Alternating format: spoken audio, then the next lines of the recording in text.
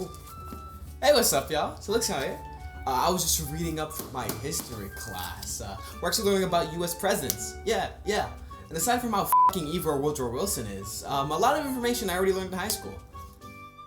I will say some of it didn't seem entirely true.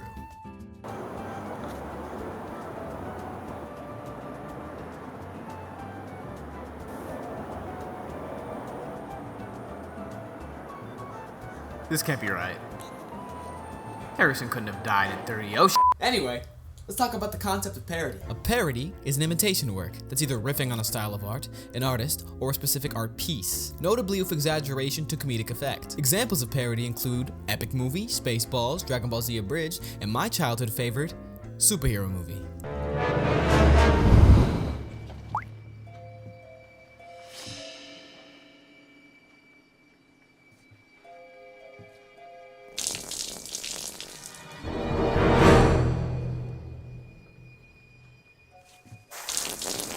Another parody that some may not immediately think of as such, at least I know I didn't, is Clone High. Clone High is an animated sitcom released on Teletoon in Canada in 2002 and MTV in the US in 2003, and in Belgium, created by Phil Lord and Christopher Miller with the aid of Bill Lawrence. Yeah, Phil Lord and Chris Miller. You know, the Spider-Verse guys. They also made all of these. It follows the teenage life of a bunch of high schoolers, except these aren't regular high schoolers. They're actually clones of famous historical figures like Abraham Lincoln, Joan of Arc, John F. Kennedy, Cleopatra, and a fan favorite, Gandhi. At least among the fan base, there was some controversy regarding the show's depiction of Gandhi, specifically in India. With that, plus low ratings, plus executives being executives, probably caused the show to be cancelled. And I'm not Indian. I am not from India, so it's not my place to discuss this type of stuff. However, I felt like it needed to be discussed so that the comment section wasn't filled with, you know, everything relating to that. Me personally, I'm a fan of Gandhi in the show. However, I am aware that it can be seen as extremely problematic. Anyway, let's continue with the video. When I first heard of Clone High, I just thought it was another adult animated sitcom. Nothing more, nothing less. Shows like South Park, The Simpsons, and Rick and Morty are basically non-stop jokes. Hell, they riff on popular tropes and cliches of their respective genres all the time. But I wouldn't consider any of those parody per se. I mean, even Rick and Morty, a show whose original premise was a literal parody of Back to the Future, has such a strong original identity and plot, regardless of how you feel about it, that it's barely related to what it was parodying in the first place. But Clone High is way different. It's a straight up parody of early 2000s teen high school dramas. There's no ifs and or buts, it's a parody through and through. And I love it. And so does the animation community. Just don't ask them about season 2. where's Gandhi? Shut the fuck up! But the most interesting thing about parody is that sometimes you can consume it and start to get invested. Not just in the jokes, the calls to tropes, but in the original characters, the storylines, the emotions. At some point, when parody is good enough, it becomes legitimately engaging as a story on its own. It can touch you, and I think that's fascinating. So join me today as we look over the finale of Clone High, all of its iconic running gags, lovable characters, and every poorly aged bump in the road, to analyze when, during the writing process, does parody become reality. But before any of that,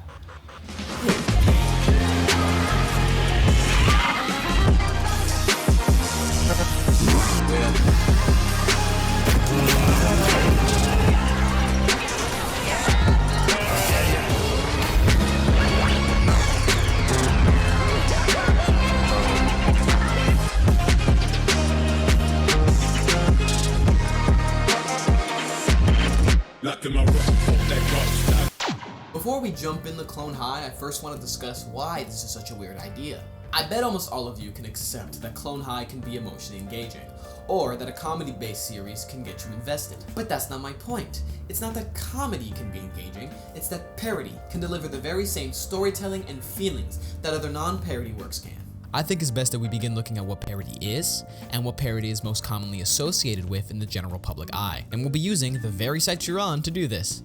YouTube. Unless you're not watching this on YouTube, then, help. Get me out of here. I'm not supposed to be here. This is a YouTube video. Please help. If you look up parody on the search bar, the first thing you'll get is a bunch of music videos by this guy named Bart Baker. Bart Baker is a comedian, just giving you some time to process that, who focuses on comedic music videos that are parodies of famous existing ones. I think we should watch one.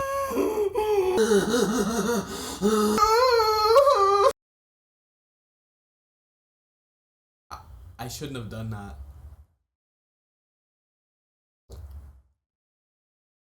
I regret it. Anyway, after watching one of these, you've watched all of them. It's kind of a commentary on the artist in question, or the culture around the artist in question, through joke covers of their existing songs. With a mix of racism, homophobia, transphobia, fatphobia, ableism, and misogyny to boot. Regardless of my distaste of Bart Baker, this is what most people see parody as. Making fun of the source material with jokes in a format similar to the source material itself. Never making something original, but instead playing off what already exists. Weird Al Yankovic does parody pretty well, no hate to him, but he's not really popular in the culture anymore, and I want to throw some jabs at Bart Baker, to be honest. So if your perception of parody is joke music videos and the movie franchise, and if I told you that a teen drama parody cartoon gave me intriguing characters and a good plot, would you take me seriously?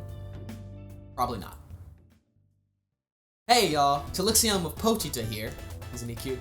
Sorry for interrupting the video, but I want to say that last time we reached our goal of 500 likes. So let's try to reach that goal one more time. Click that like button to get 500 likes on this video, or I'll kill him. I'll just fucking kill him. I'll do it. I'll fucking do it. Click that like button.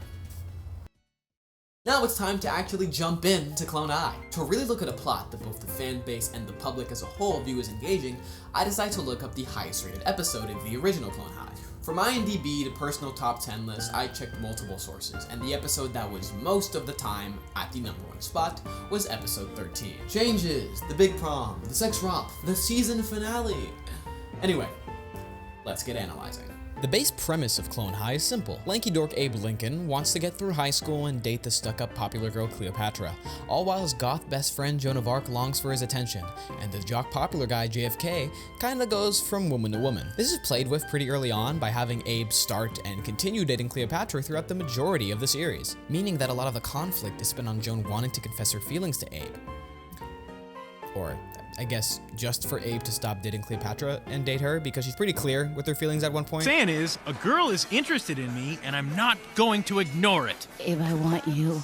You want me to what? Every episode comes at you with a classic high school drama hook, whether it's going to a party, running for student council, or the ADD episode, which I think is hilarious, but like, I don't know, is this what teen dramas did in the early 2000s? I was like 6. But throughout the entire series, there's the running thread of the love triangle between Abe, Cleo, and Joan.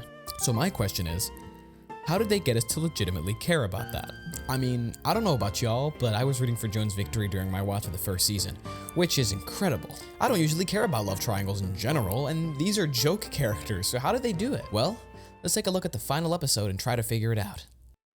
We jump into the episode after a steady recap of the previous, as this is just the second half of a larger episode. I was originally planning to cover both, but while the makeover episode is funny, I think I can get my point across with just this episode. Abe just performed a super elaborate promposal to either Joan of Arc or Cleopatra. And it's not that I'm unsure, it's that the show is keeping us on our toes to see who he's asking out. Since last episode, Joan got a makeover that made Abe a little more interested than before, and Cleo's been pushy towards him as usual. But he asks out Cleo, as they head to prom with this year's theme being a night in the meat locker. There's a joke in there somewhere, but I don't know where it is.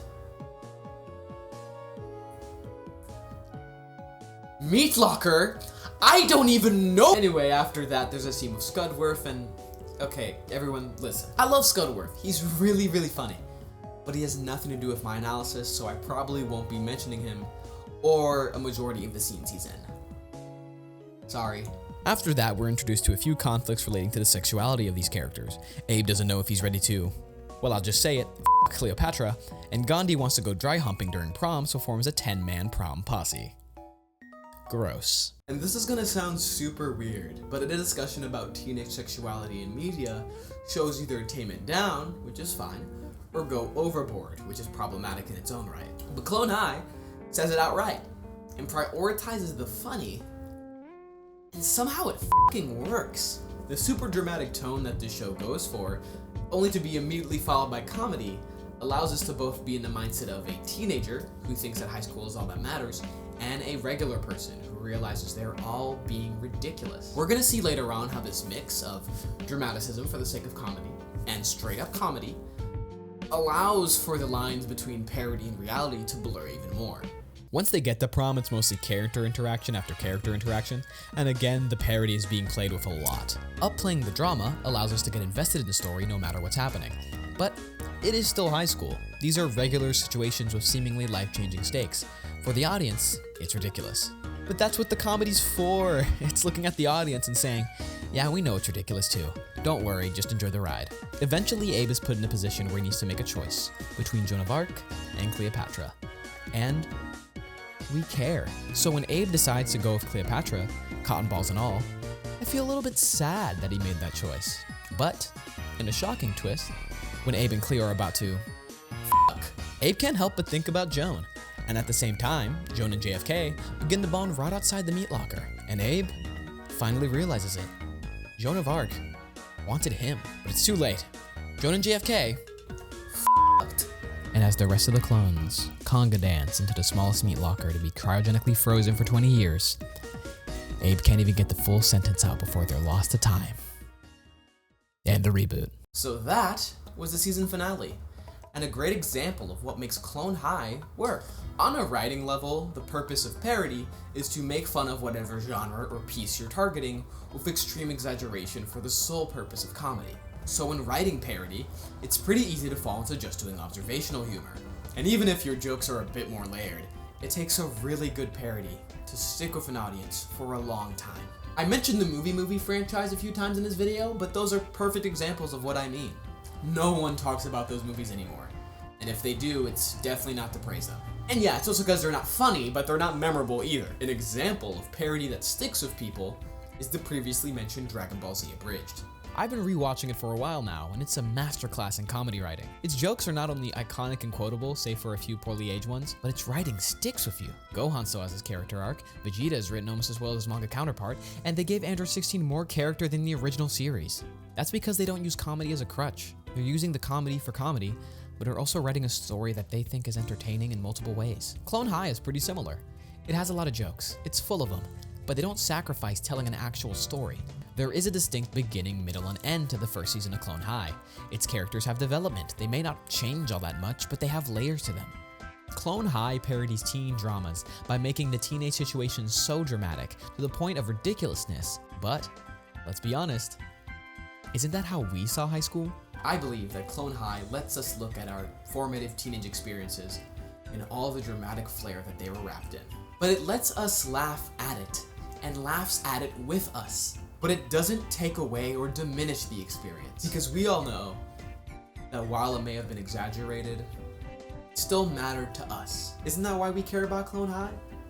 Not just because it's funny, but because it creates relatability, empathy, emotion, and judging on the cult following that Clone High has developed. Hell, leading to a second season 2 decades after the fact. I bet some of you agree. Yeah, you can write jokes, you can write parody, but if you want to make something that sticks with people, you gotta make them care. You gotta make them think it's at least a little real. And that is my point. That parody becomes reality through the lens of relatability. But hey, that's just me. But anyway, if you enjoyed this video, don't forget to click that like button so I know that you guys are enjoying the content. And while you're down there, comment down your thoughts. Do you guys like the finale? What are your thoughts on the analysis? Any other analyses that you guys personally have? What do you guys think of Clone High Season 2? I promise I won't tell you to shut the f up. Maybe. But if you want content just like this, I released a Fiona and Cake analysis last week and people loved it. So if you haven't seen that, check it out. It's going to be at the end of this video, but it's also on my channel. Or if you want something new and want to know when it comes out, click that subscribe button. I'll be making new analysis videos very, very soon. Anyway, this has been Chillixion, and I hope all of you have had a damn good one. Peace.